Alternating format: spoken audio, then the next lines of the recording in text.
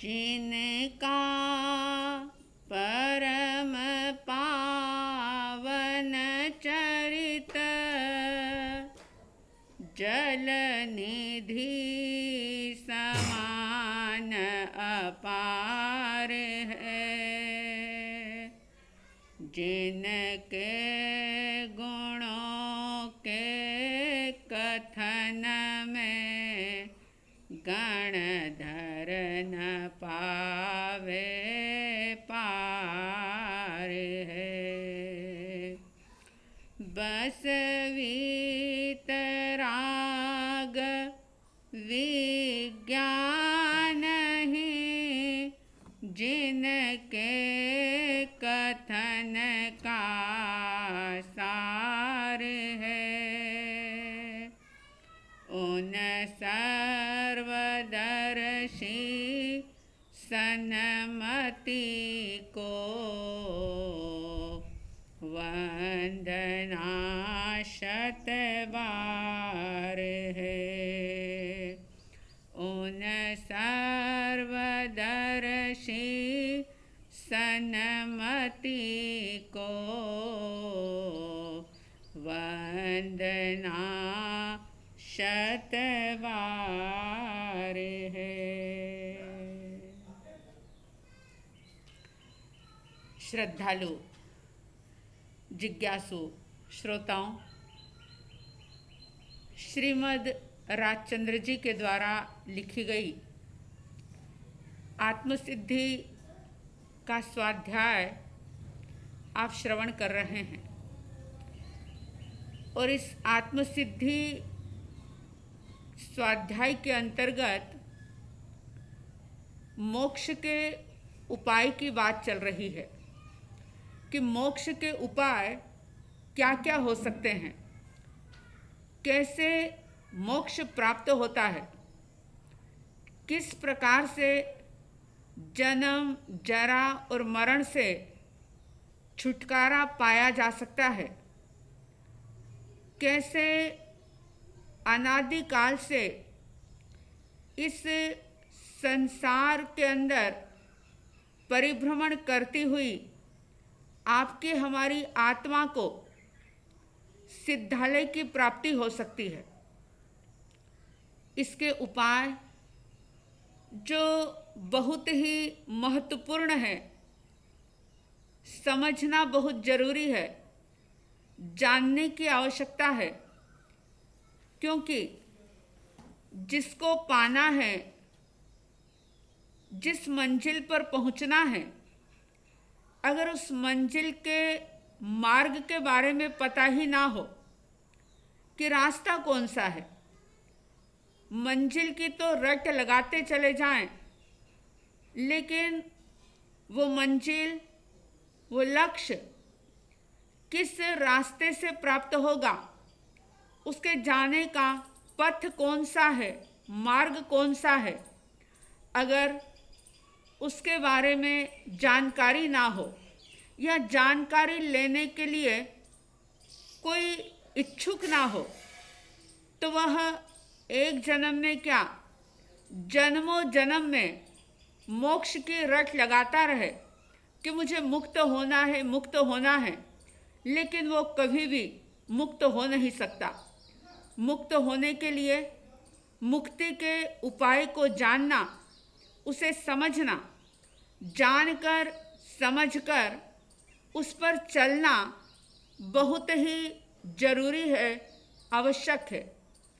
104 गाथाएं संपन्न हुई थी और जब 5 गाथाओं के अंदर मोक्ष के उपाय के बारे में शिष्य ने जिज्ञासा प्रस्तुत की थी, तो आपको याद होगा कि शिष्य ने, एक जिज्ञासु ने ये बात रखी थी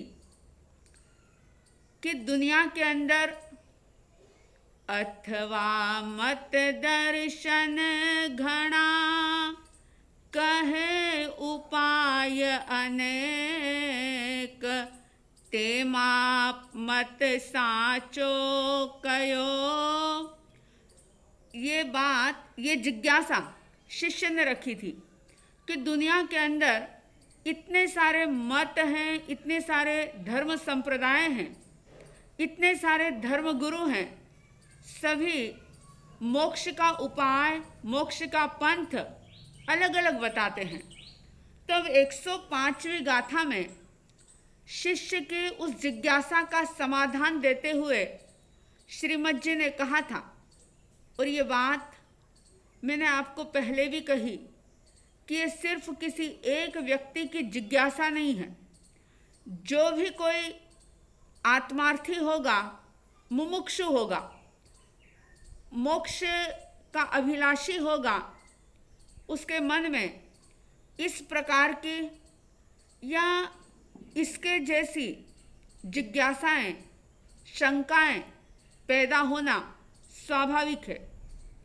तो आइए, आपके हमारे मन में भी कई बार ये सवाल खड़ा हो जाता है कि सारे ही मत, दर्शन, धर्म अलग अलग प्रकार के पंथ बताते हैं, अलग अलग प्रकार के मार्ग दिखाते हैं। इससे मुक्ति मिलेगी, इससे मुक्ति मिलेगी, इससे मुक्ति मिलेगी। और ऐसे में व्यक्ति उलझ जाता है कि क्या करें, छोटा सा जीवन है, कहीं ऐसा तो नहीं कि ऐसे ही उलझनों के अंदर ये जीवन बीत जाए और जो पाना है उससे हम वंचित रह जाएं। तो उन सारी समस्याओं को ध्यान में रखते हुए श्रीमद् जी ये संदेश दे रहे हैं। और हमेशा इस बात को याद रखना कि इसमें कही गई बात श्रीमद् जी के मन की नहीं है, ये अनंत तीर्थंकरों की वाणी का सार है, ये अनंत जिनेश्वर परमात्मा के द्वारा बताया गया मार्ग है। बहुत सारे लोग बड़े आग्रही होते हैं और वे ये समझ लेते हैं कि श्रीमद् जी की बात करना यानी किसी अलग पंथ की बात करना, ये निश्चय नहीं की बात करना। लेकिन सचमुच अगर गहराई से देखा जाए तो ऐसा कुछ नहीं है। श्रीमद् जी ने जो भी बात कही है, अगर उनकी उस बात को हम शास्त्र के आधार से देखें, शास्त्र के अंदर उसी बात को देखें, तो बस शब्दों का फेर हो सकता है, लेकिन भाव वही है। भाषा गुजराती हो सकती है और परमात्मा की वाणी अर्धमागधी भाषा में है, लेकिन उसके भावार्थ में, उसके अर्थ में किसी भी प्रकार का संदेह करना योग्य नहीं। तो मन में ये शंका मत रखना कि श्रीमद् जी की बात यानी कोई दूसरे पंथ की बात, ये शुद्ध जिनेश्वर परमात्मा की ही बात है, ये केवली प्ररूपित धर्म की ही बात है। इसलिए इसे श्रद्धा के साथ सुनना, समझना और इसके अंदर बताई हुई बातों का आचरण करके, जो छोड़ने योग्य है उसको छोड़ करके, जो अपनाने योग्य है उसको अपना करके, जो समझने योग्य है उसको समझ करके अगर जीवन जिएंगे तो सचमुच मोक्ष के करीब पहुंच जाएंगे। आइए 105वीं गाथा की हम बात करते हैं, जिसमें श्रीमद् जी ने कहा था, छोड़ी मत दर्शन तणो आग्रहते मविकल्प कयो मार्ग आसाद से जन्मते हना अल्प। बहुत ही महत्व की बात, समझने जैसी बात इस गाथा के अंदर कही जा रही है और एक प्रकार से आज्ञा दी जा रही है, छोड़ी मत दर्शन तणो। हे जिज्ञासु, हे देवानुप्रिय, छोड़ दे। किसको छोड़ दे? जो भी आज मत दर्शन जो प्रचलित हैं उसके आग्रह को छोड़ दे और मन के अंदर उन मत को, पंथ को, दर्शनों को लेकर के जो विकल्प पैदा होते हैं, जो विचार पैदा होते हैं, उसको भी छोड़ दो। जैसे मैंने पहले भी एक बात कही थी कि दूसरे मत की या दूसरे संप्रदाय की या दूसरी जाति की या दूसरे धर्म की तो बात हम कहाँ करें, सिर्फ जैन दर्शन की बात करें। जैन धर्म की, जो जिनेश्वर भगवान के द्वारा बताया गया धर्म है, अगर उसकी बात करें तो आप देखो कि जैन धर्म की भी मुख्य रूप से 2 शाखाएं हैं, दिगंबर और श्वेतांबर। अब श्वेतांबर में भी 3 शाखाएं हैं, श्वेतांबर स्थानकवासी, श्वेतांबर मूर्ति पूजक, श्वेतांबर तेरापंथी। और दिगंबर के अंदर देखा जाए तो उसमें भी 20पंथी, तारणपंथी, अलग अलग प्रकार के पंथ हैं। तेरापंथी, दिगंबरों में भी तेरापंथी होते हैं। तो ऐसे अलग अलग प्रकार के संप्रदाय हैं।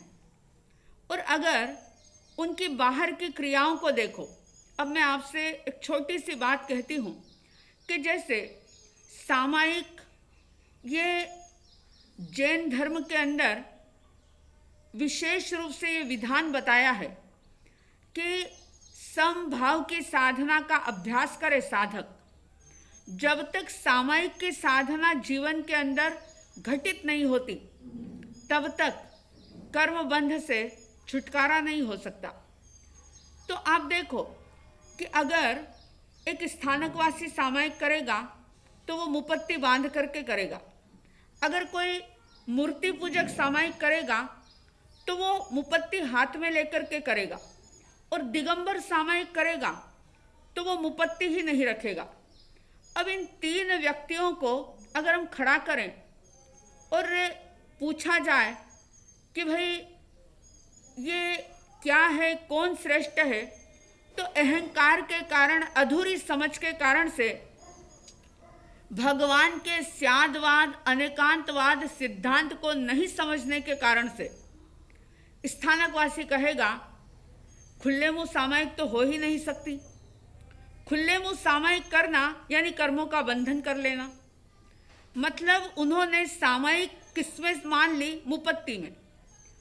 डेरावासी कहेगा, मूर्ति पूजक ये कहेगा कि सामायिक के अंदर अगर मुपत्ति का प्रतिलेखन ना किया तो सामायिक की क्या की। और दिगंबर से पूछो तो वो कहेगा कि मुपत्ति यानी कपड़ा रखना ही परिग्रह है, तो कपड़ा रखने वाला तो सामायिक कर ही नहीं सकता, वो तो परिग्रह ही है। अब सामायिक का जो प्राण है, सामायिक की जो आत्मा है, उसको तो सबने छोड़ दिया। क्योंकि सामायिक इसलिए की जाती है कि हम राग द्वेष से ऊपर उठ सकें, समभाव का अभ्यास कर सकें। मुपत्ति बांधना या हाथ में लेना या नहीं लेना, ये मैं ये नहीं कहती कि मुपत्ति नहीं बांधना या हाथ में नहीं लेना या नहीं रखना, इन बातों के अंदर उलझना मैं नहीं चाहती।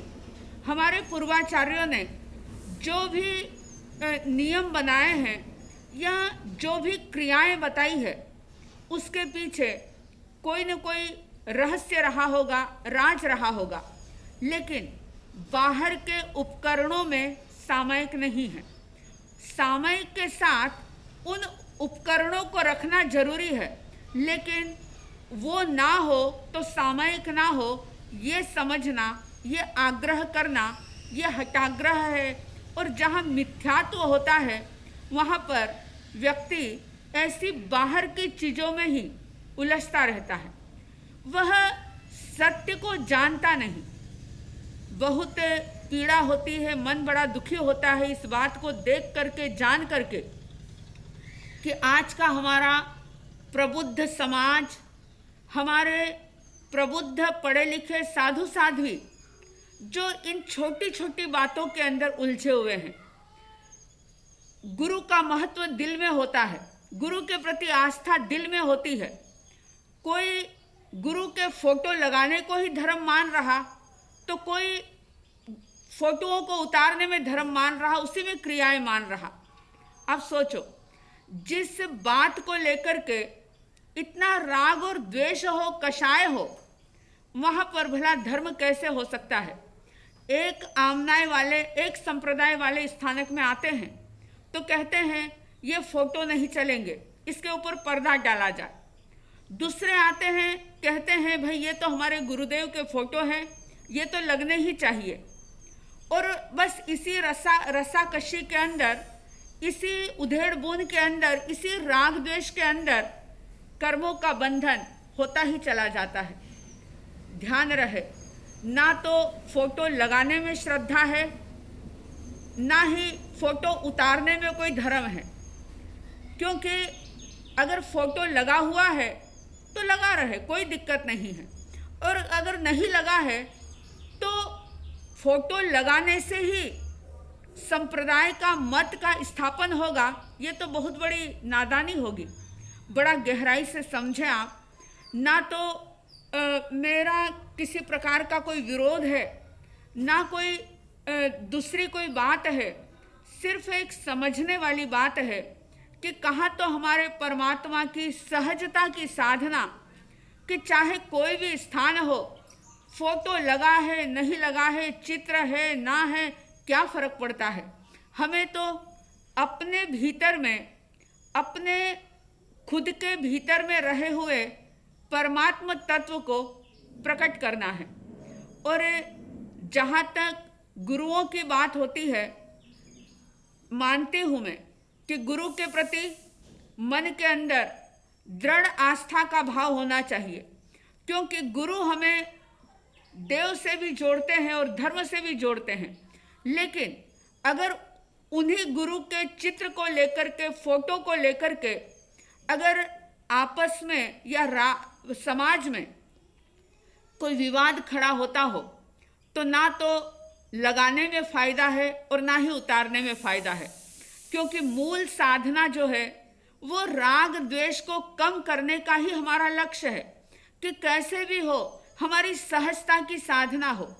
इस 105वीं गाथा के अंदर यही बात बताई है कि मत का, दर्शन का, संप्रदाय का, जो क्रियाओं का आग्रह मन के अंदर है कि बस मेरी ही क्रिया सही।